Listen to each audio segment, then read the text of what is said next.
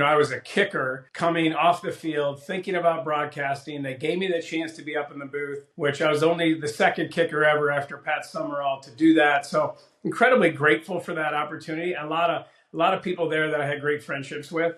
But at the same time, I always knew I had to be kind of muted. And, my wife could see that in me on a daily basis, the struggle. Like, I'd want to comment on political issues, but knowing that I was conservative and I was going to have a conservative bent. And when I did do that, or I posted a picture with Donald Trump, especially when I had to do with Trump, I'd get called into the principal's office, and they'd call and talk to me. And, my feeling always was, hey, if you look over here, you look at this person's Twitter, or you look at this person's interview, if they're advocating for liberal policies, you don't have any issue with that. So don't come to me and tell me that I can't do it in a very respectful way and advocate for conservative issues. So, and I think that just permeates all of media right now. And that's why you see such a different message when it comes to Trump. It's not an equal, hey, let's look at what he's doing, let's look at his policies and tell the American people about them. No, it's a slant where we need to present him in a negative light. Jay Feely, former NFL kicker, former NFL broadcaster, took a leap into politics. We're going to talk to him all about it. You're going to want to hear this. Please subscribe. Hit that subscribe button. It's totally free. It just means that you never miss an episode because it'll be right there in your inbox, whether you're on Spotify, Rumble, Apple, YouTube. Just click that subscribe button, please, and never miss an episode. So Jay Feely is running for Arizona's 5th Congressional District, currently held by Andy Biggs, who is leaving that seat to run for governor of Arizona. So this is a very interesting time. It's a district that is heavily Republican. So Jay Feely has a shot, but he's got to win a primary. This is a guy who played at Michigan, was a kicker, was undrafted, but then went on to play in the Arena Football League and then many years in the NFL.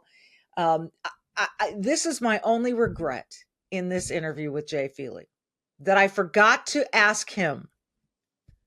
I forgot to ask him about December 12th, 2010, when he became just the 4th kicker in 40 years to run for a touchdown, scoring on a fake field goal against the Denver Broncos. And he also kicked a career high 5 field goals in that game. I forgot to ask him. We got too wrapped up into politics. You're going to want to hear from Jay Feely. Interesting dude, running for office in Arizona. He is next.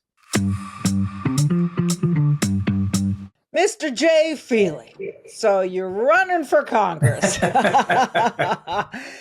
Yes, ma'am. This is a big decision. I mean, I know people who have run. I know people who have thought about running. I've been asked to run. It's a massive commitment. And how did you come to the decision, Jay? All right, so let me take a moment to remind you about my good friends at besthotgrill.com, besthotgrill.com. So it's dads and grads time, right? There is no better gift for your dad or your grad or your granddad or whoever than the gift of good grilling and healthy eating. If you want to honor with a great gift that will last a lifetime, this one will be used, unforgettable, and it's truly hot because it comes from besthotgrill.com. It's the Solaire infrared grill. Solaire infrared grills heat up to 1,000 degrees in just 3 minutes. And they produce wonderfully tasty, juicy food that's unmatched by any conventional grill. I have one. I can vouch for this. Maybe you're hitting the road. You're going to have a staycation. Solaire has hot and fast portable, built-in, and cart models to help you step up your grilling. So there's something for everyone. All Solaire infrared grills are made in the USA, which is one of the reasons I'm so happy to endorse them. They're built to last. Solaire grills deliver the wow that everybody likes to get in a gift or a major person. Learn more about the amazing Solaire infrared grills at besthotgrill.com, besthotgrill.com. How did you come to the decision, Jay? Well, Michelle, first of all, it's not just a commitment for me. It's a commitment for my wife and I, for our entire family. So there was a lot of thought and prayer that went into it.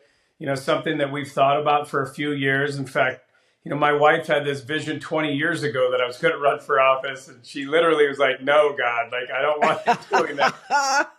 And if you look at, our dreams and where we had a lot of plans for when we were going to be empty nesters. Our daughter's going to be a senior this next year, so we'll be empty nesters after that. And, we built a house up in Michigan on a lake, and we had plans that we were going to go up there for 4 months of the year, leave the heat of Arizona and go be on the lake for 4 months. And, all of a sudden we started to kind of feel like God was telling both of us, hey, this isn't that season yet for you.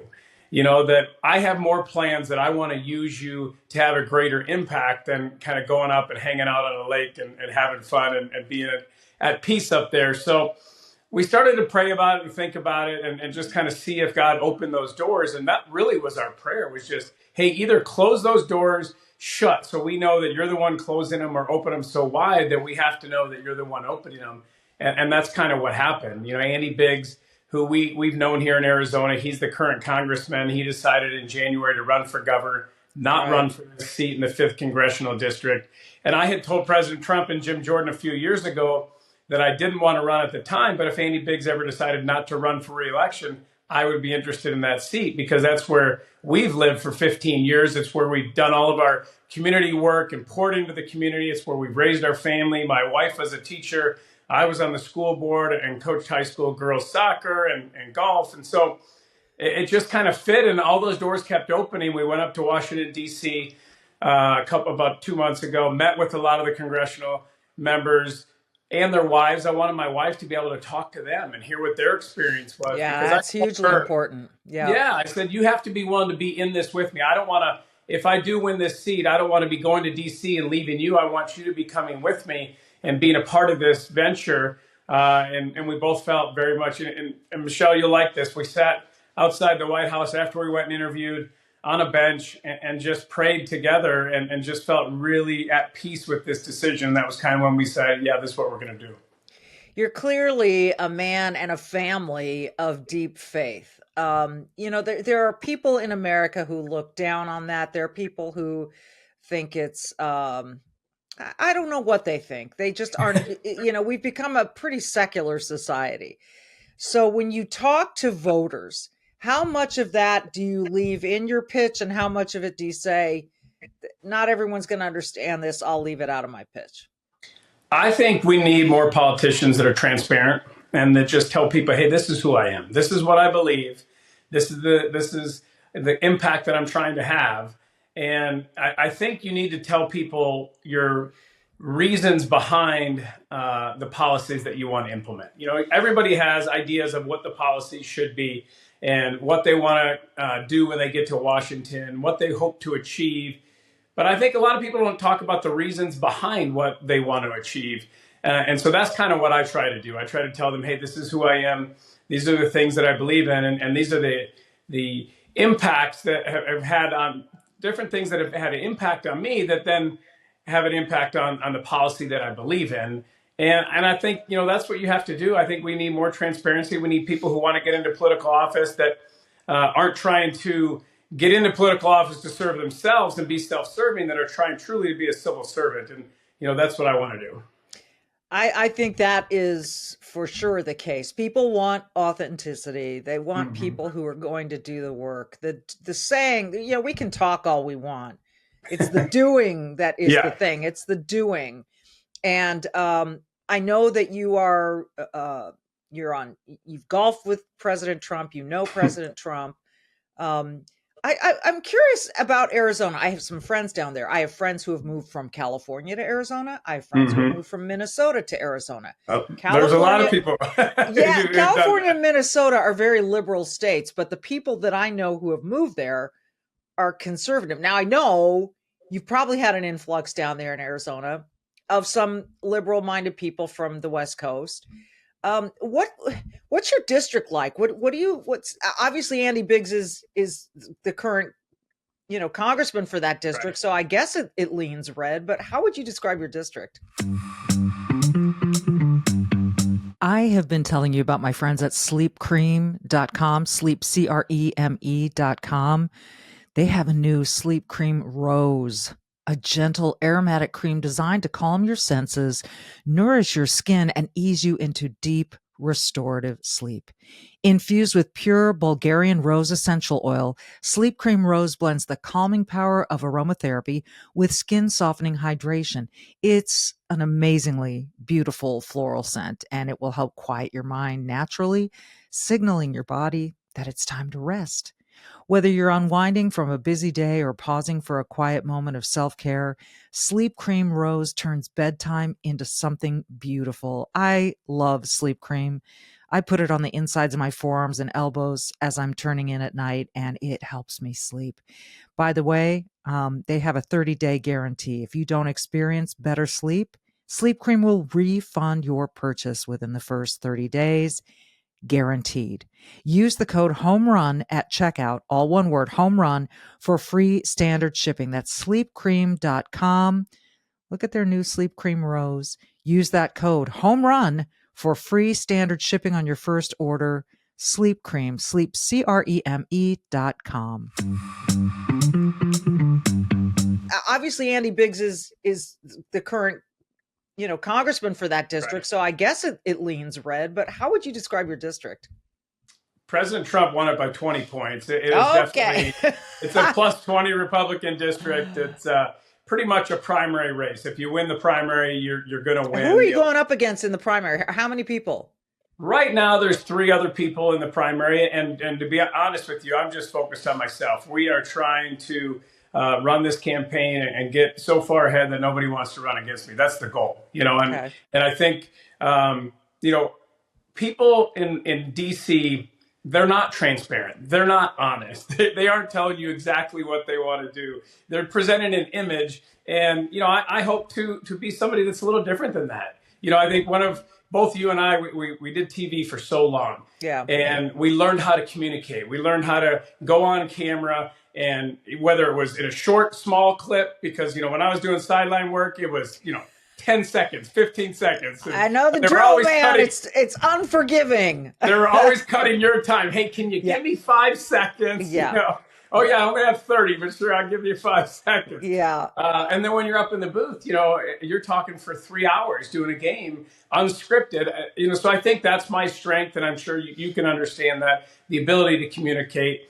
And then, just trying to, like I said, be authentic and say, hey, this is who I am and these are the beliefs that I have. In Arizona, it's certainly gotten purple. We have a Democrat governor. We got 2 Democrat senators. I think that's one of the reasons Andy Biggs decided I want to run for governor, because, we need conservative leadership back in charge in Arizona. Right now, we have Katie Hobbs, who, pretty much all she's done is veto bills, because you got a Republican House, Republican Senate, and they keep sending her bills and she keeps vetoing them.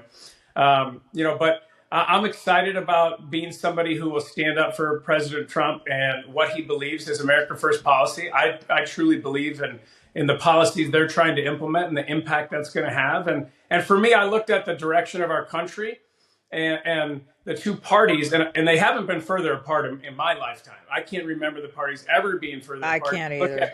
If you look at JFK or even Bill Clinton, their policies would not allow them to get elected right now with the Democratic Party. Right. And their answer to this election with Trump is to go further left. You're seeing Bernie Sanders and AOC become the faces of this party. I'm not sure that's going to work long term. And they're in even more trouble now with the books coming out, all the stuff about Biden that we're learning that we all saw, right, Jay? We all saw it. I mean, this is the thing that's so crazy about this conversation is no one was hiding it because it was right there in plain sight, but it's the gaslighting that we are also tipped off about, that they were saying, no, nothing. Michelle, you're not allowed to talk about it now because they came out with this diagnosis about cancer. And so it's really not kind of you to talk about that. Yeah. Isn't that interesting timing? Listen, it's of course sad. We all know people who have suffered from cancer. It sounds like this is not going to be pleasant at all or easy in any way, shape, or form. I wish him the best. But I do as well. But at the same time, Jay, you and I both know about the tail wagging the dog, and that this administration and this Democrat Party has has gaslit us so many times that how can we not be skeptical about the timing of this announcement? Well, there's no Particularly, question. particularly Yeah. if the cancer is as advanced, unfortunately, as it is it possible it was diagnosed while he was in office? I don't know that we'll ever know the truth, but that's what makes people angry. They want to know everything about everyone else's health, but not Biden's. Well, every urologist who's gotten on TV who I've watched has said, you would have known about this years and years ago. This is a slow progressing disease. And so because they lied to us about Russiagate with President Trump, and then because they lied to us about COVID, and then lied to us about the BLM riots, and then lied, it's one after another, that they have lied to us. And then they lied to us about the Hunter Biden laptop being real. And then they lied to us about the Biden family being paid from China and Ukraine, and then they lied to us about his cognitive decline.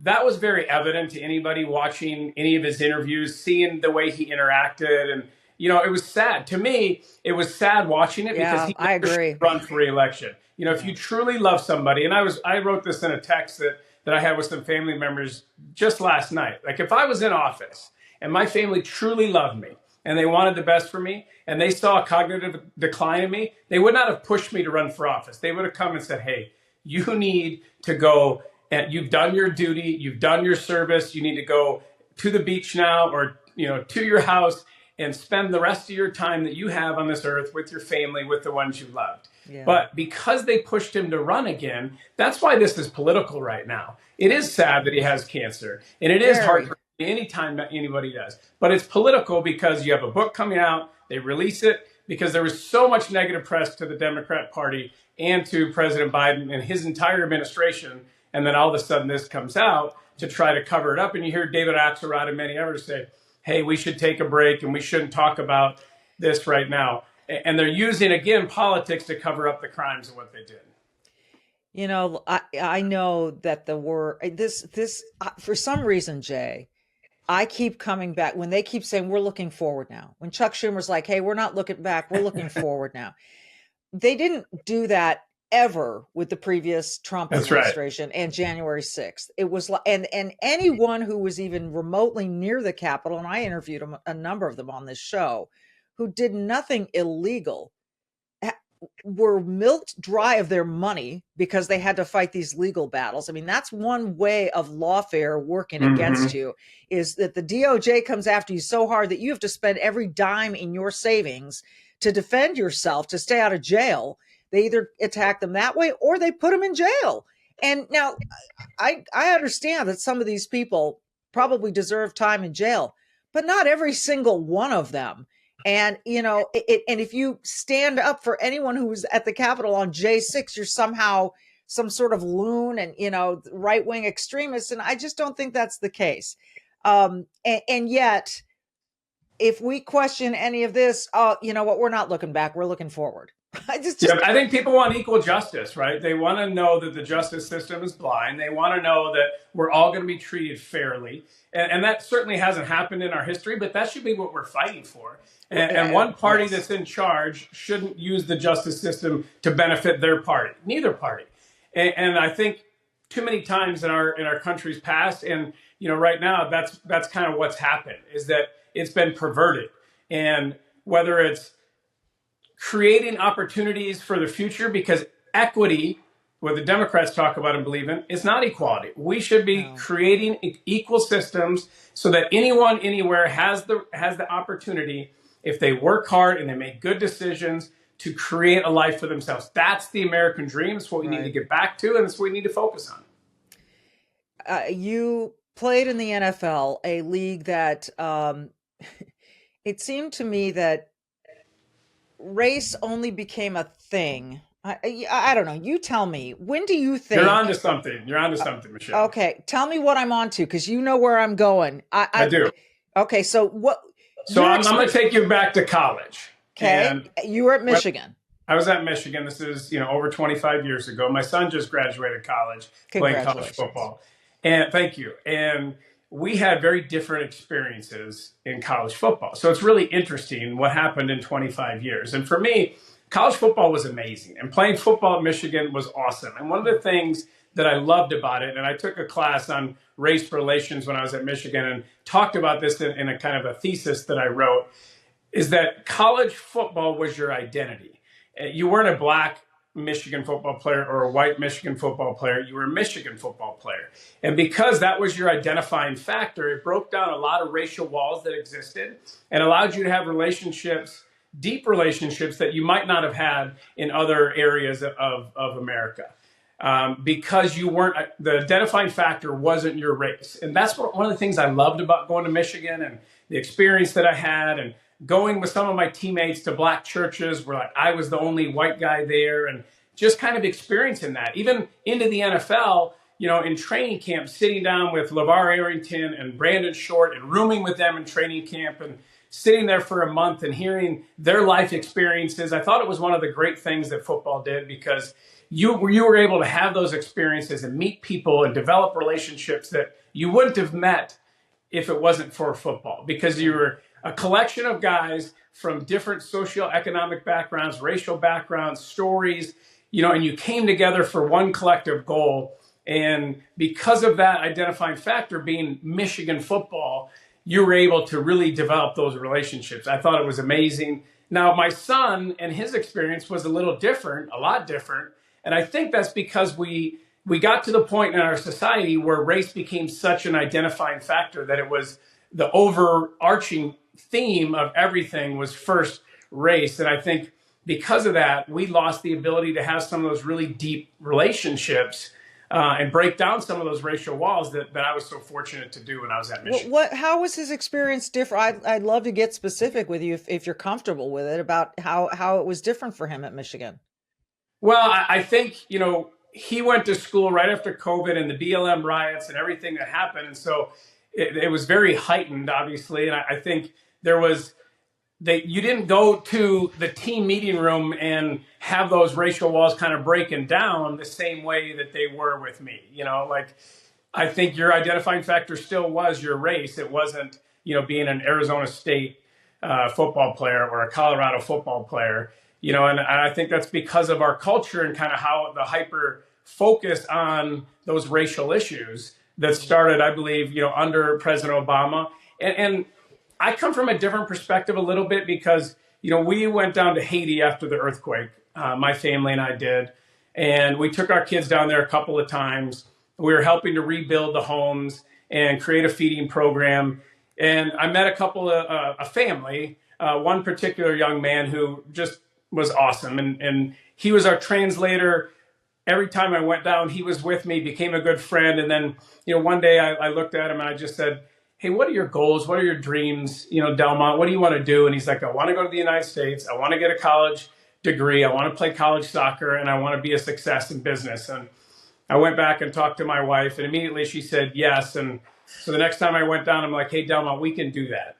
And so then we went through the process of getting him a visa for education and got him into college here in Arizona at Grand Canyon University. He made the soccer team, went through school. And here's the interesting thing. When I dropped him off, I said, "Hey, this is your one chance. Like, if you screw this up, I can't help you.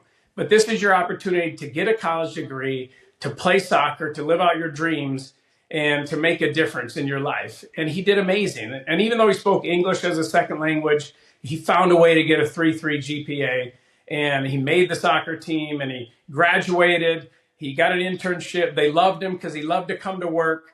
And he ended up getting a job. And I stood with him after he got married when he bought his first house. And when I met him, he was homeless in Haiti because their home had gotten destroyed by the earthquake. And I was just struck by just how amazing this journey was for him. And what stood out to me the most, though, was he looked at America completely different. Now, he was here all the way through COVID and the BLM riots and all that, and really couldn't understand the angst and the hate for America. Here he was, a black man, seeing the opportunity that exists in America, not seeing, the negative aspects of America. And his perspective was so different than so many other people that, that always really stood out to me, just because he viewed America through the prism of opportunity instead of viewing it through the prism of, the past mistakes that we've made in the past in our country. If we keep hanging on to that past as though it still exists, as though we're all the same people that we were 400 years ago, 300 years, we're not going to get anywhere. Yeah. We need to focus on progress. I love that story for so many. Is he still here with his wife? Yeah, they got a little grandchild that we have and another on the way. So, I mean, Oh, you they're part of our consider them family. your grandchildren, huh? That's right. Yeah, Oh, that's exactly. sweet. I mean, I love that story for so many reasons, but you talk to people who have come from different countries. Whether it's I think that's the reason Ted Cruz and Marco Rubio are so fervently pro-American, because their Yes. parents came from these oppressive regimes. You talk to people who come from China, who just made it out of, the Mao regime, and even still now look at China and go, America, you don't know what oppression I know. really is. I mean, so When I talk about like illegal immigration versus legal immigration, a lot of times I'll tell that story and say, hey, you can be against illegal immigration and see all the dangers that provides to our country and to the American people while still loving immigrants, and I love Delmont and his family, and we've tried to help their family in Haiti as much as we can. But that doesn't mean that I'm not ardently against illegal immigration. Right. Legal immigration should be easier, and we should have no illegal immigration, because you want to vet everybody and make sure the people you're letting into this country are going to be a benefit to the country, not a detriment to the country. It amazes me how Americans love to look at, let's say, Europe and say, oh, how great things are. Well, you know why they're really, really, really good in Switzerland? Because they are extremely strict about their immigration, and things are on the decline in the UK. And now their Prime Minister, Keir Starmer, has had to acknowledge that, because they weren't strict about, who they allowed into their country. Look, your country is your home. And so would you invite everyone into your house, wherever you live, America, wherever you live? Are you going to open the doors to everyone?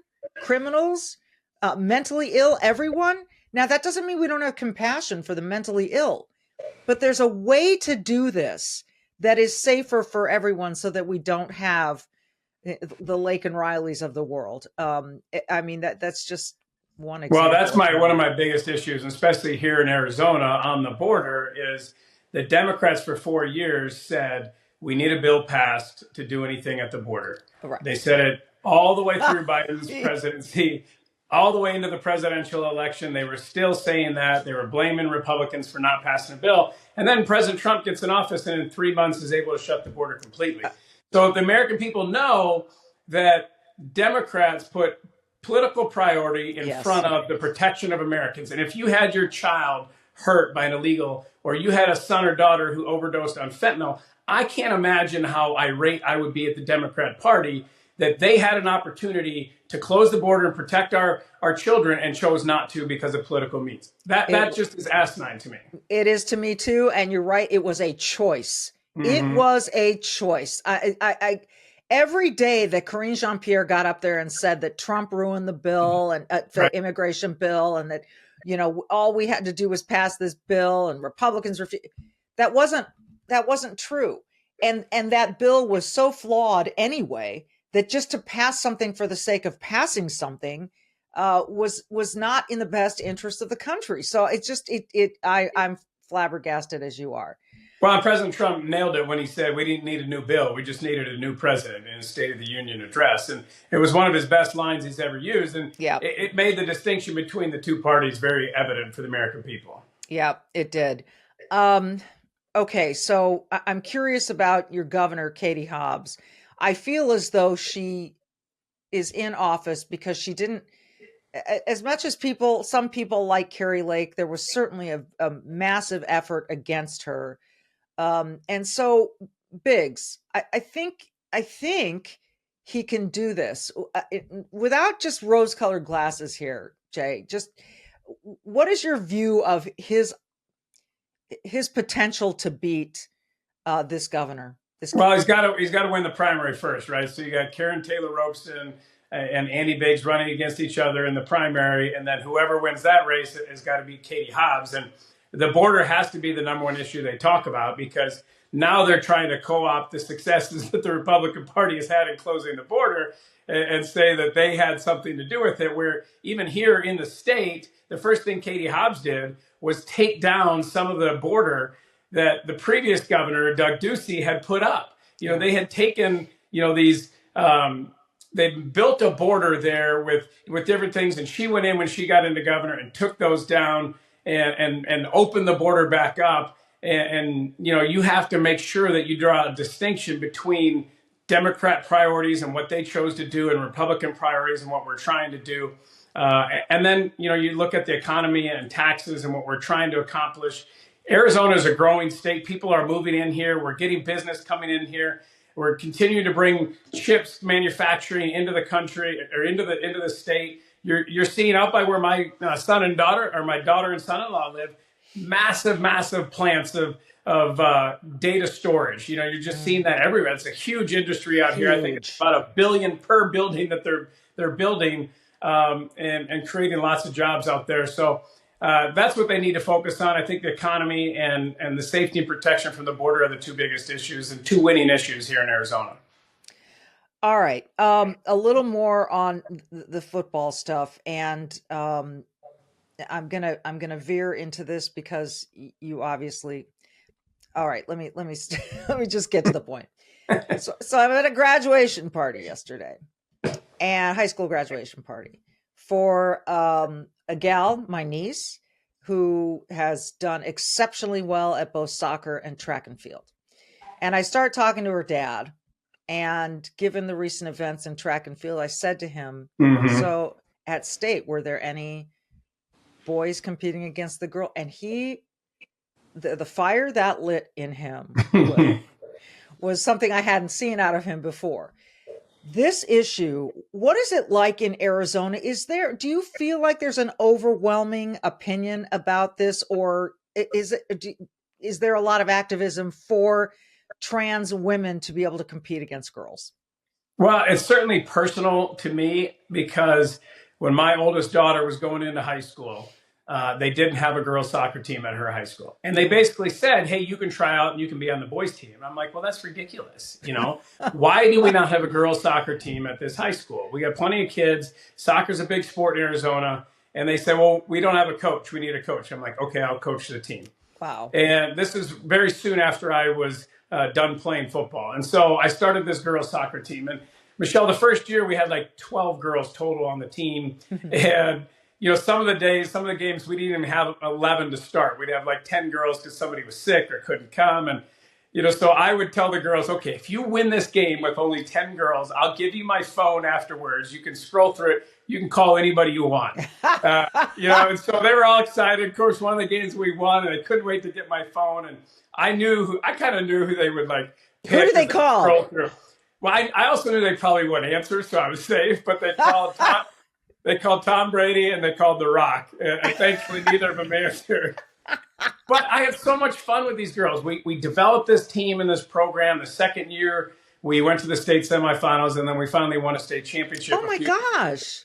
So it was just such an amazing experience for me. And coaching girls is so different than coaching guys. Yeah. And it's such a challenge. And, I absolutely loved it. And to think that one of these girls wouldn't have the opportunity that they had or could be denied an opportunity to go play in college because a guy decides, I want to compete in the girls' sport and I have all the biological advantages.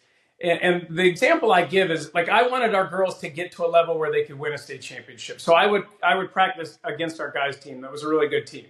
But I would sit down and I would talk to the coach and then the players on the guys' team and say, hey, listen, I want you to push them and to stretch them, but I don't want you to hurt them. Right. So I don't want you going in for tackles and going in hard and hitting a girl. I don't, and so there's these biological differences that would create an unsafe playing field for these girls. And I didn't want to get a girl hurt because of that. And I can't believe that people would go and try to advocate for danger for our girls by putting a guy into, you look at the MMA fighting and you have a guy fighting against girls, or even soccer where, you go in for a tackle and you blow an ACL out and a career could be over. Yeah. And why are you willing and wanting to do that? We fought so hard for girls sports through Title IX. Why do we have the divisions in the first place? Right.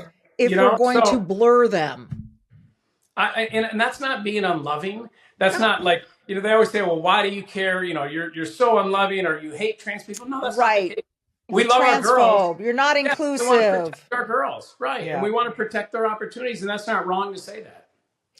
All right, you mentioned the other thing you and I have in common, and that's our broadcasting careers. And I just wonder, how it was for you. You're conservative, and I think we both could agree that I don't know what kind of majority it is anymore, but the majority of people in the broadcast industry, I would say, because of where it's based, New York and LA primarily, tend to be liberal. Very varying shades of liberal, right? But yeah, how did that impact you in your career?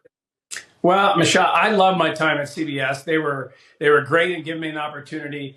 I was a kicker coming off the field, thinking about broadcasting. They gave me the chance to be up in the booth, which I was only the second kicker ever after Pat Summerall to do that. So incredibly grateful for that opportunity. A lot of people there that I had great friendships with. But at the same time, I always knew I had to be kind of muted.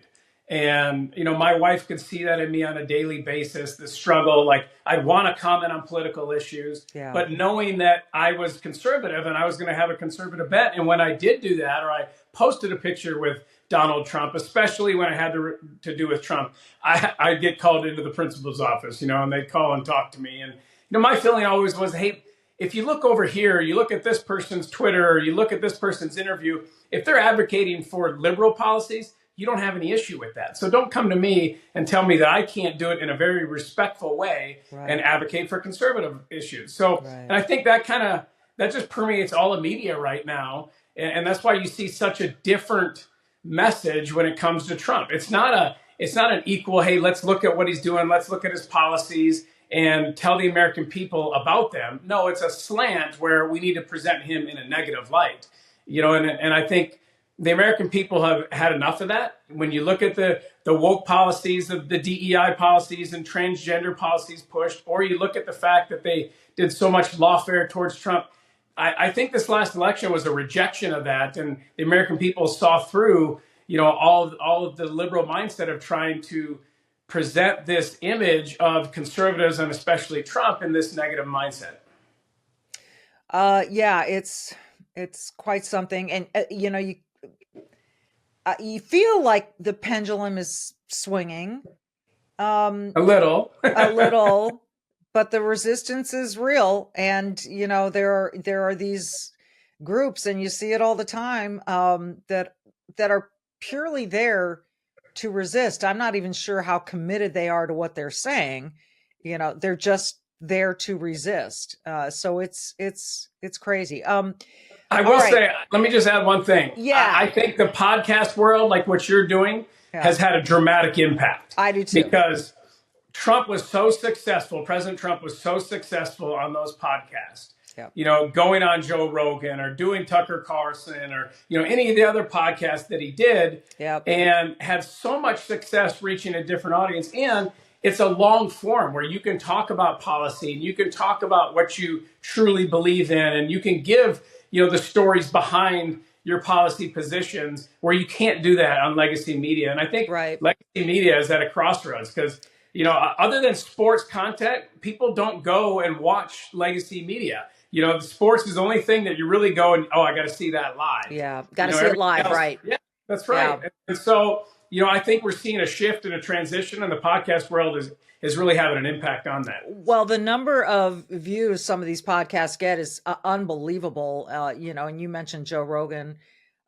We could mention a ton of them, but you're right. And the thing that is different and was different in that campaign was just how himself. You see, Trump's willing to be himself, good, bad, or indifferent. Yeah. And we could tell very clearly Kamala Harris was so rehearsed, and never did that become more apparent than after the debate when she had her little written lines at the debate. They sounded good the first time, but then every time she sat down for an interview, she repeated the same exact phrases. And you went, oh my gosh, I've never Well, seen anyone so inauthentic in my life. and she ran for president on one platform, a very left platform, and then she ran for president now the second time and switched all of her positions and, wouldn't even talk about, okay, here's why I switched the position. Or, Right. here's what I learned in office that made me think something different. And then, she goes on The View, a very friendly venue, and they ask her a very simple question: what would you do differently? And she says, I can't think of anything right now. Yeah. Which the American people are just like, are you kidding me? And to me, it was like, hey, we lost 13 lives in Afghanistan. That would have been a really easy answer. You could have just said, anytime we lose American lives, I would have done something differently. I wish we had done something differently. There's so many examples of that. Yes. Yeah, there are a million examples of things she could have said that she didn't, which again proved just how programmed by consultants she was, or something. She didn't want to offend Biden. She clearly didn't. I mean, you needed to win an election, and she couldn't do it with all the money, with all the superstars, with all they threw, and they couldn't win. Thankfully. Yeah. Well, I agree with that, because I certainly I think we're on a much more productive track. And I think that the country is well, just look at the last week and what happened, what President Trump was able to accomplish in just 1 week.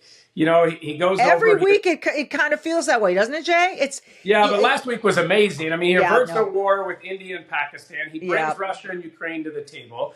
He's able to bring $2 trillion in investment from Saudi Arabia and Qatar into our country. Right. He takes sanctions off Syria, which gives us leverage with Iran. Like the Middle East success he had was just unbelievable. And he had that the first go round, with the Abraham Accords. That's right. And for some reason, that didn't get nearly the applause that it should have gotten then. Although there were some people on the left who were like, he did what? Wow. And so, but now they're building on that again. I do. And that's somewhere where the left has an enormous problem, because they would not support Israel even after October 7th happened, and the just brutality and gruesomeness and horrific actions that Hamas took when they came across. And for me, I had just gone to Israel 2 years ago and stood at that border. And we were standing behind a sniper wall, looking a couple hundred yards away at the Gaza Strip. And that area got attacked when they came across on October 7th.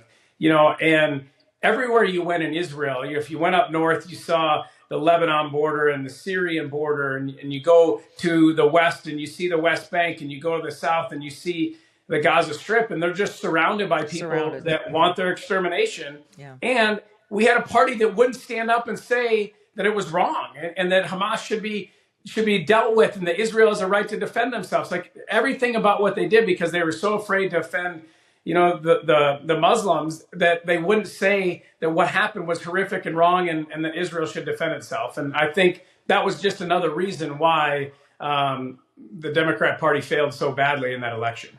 Yeah. These are fascinating times we're living in. I'm grateful that you're stepping up to try to do the right things and to run. This is no easy thing. You know that already. What's been the most difficult part about campaigning so far?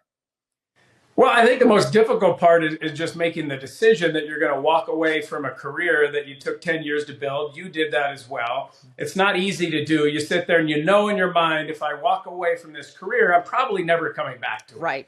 Right. And you have to make that decision, like, okay, I worked really hard to get up in the booth and to be a kicker. And, normally it's the quarterbacks and, the tight ends and those guys. And here I am, a kicker doing NFL games, and to say, you know what, I'm willing to walk away because I think there's something greater and with more purpose.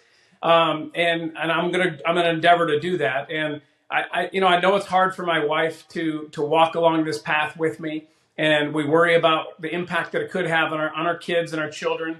But I think both of us are committed to trying to be civil servants, and at our heart, that's who we've always been. We've tried to use football as the platform to have an impact on people's life, and then use broadcasting as a platform to have an impact on people's lives. And that's what we want to do with politics, trying to go to DC, be a civil servant, but not give in to, the negative aspects of politics, and allowing corporations or different interests to have an inroad on you and to assert that leverage and to get you to do things that are against who your core is. And so, we've really been relying on our faith and praying every morning and just kind of asking God, hey, keep us on the right path and, keep our mind focused on the right things and help us to say the right words to honor you and to represent you. And I think that's all you can do is you can endeavor to do it the right way and to walk that path and to have that bravery to kind of go into that lion's den and try to not be impacted and changed by it. You just said the word bravery, and that is a big one with me. That doesn't mean you don't have to be scared. It just means that you have to be able to face your fear as you go into the lion's den. And I end every podcast, Jay, you may know this, with the words, be brave, do good. I think that's what you and your wife are doing. And I'm grateful for your service and for your effort. And I wish you the best. When is the primary? Not until next year. So we have a long runway. It's going to be the end of July 2026. And I get to meet a lot of Arizonans along the way and get out and engage and hopefully shine a light on those things that are having an impact and are doing really good in our community. And then look at some of the things where we can do better and try to make those changes and effectuate change in a positive way. Thanks for what you do, Michelle. Hey, I'm so glad you joined me. Jay Feely, running for 5th Congressional District Representative in Arizona. And Andy Biggs now moving on to run for governor. We'll see what shakes out. It's great to see you, Jay. All the best to you. Thanks, Michelle. Appreciate it. I'll just repeat it as I do every podcast. Be brave, do good, and we will see you next time.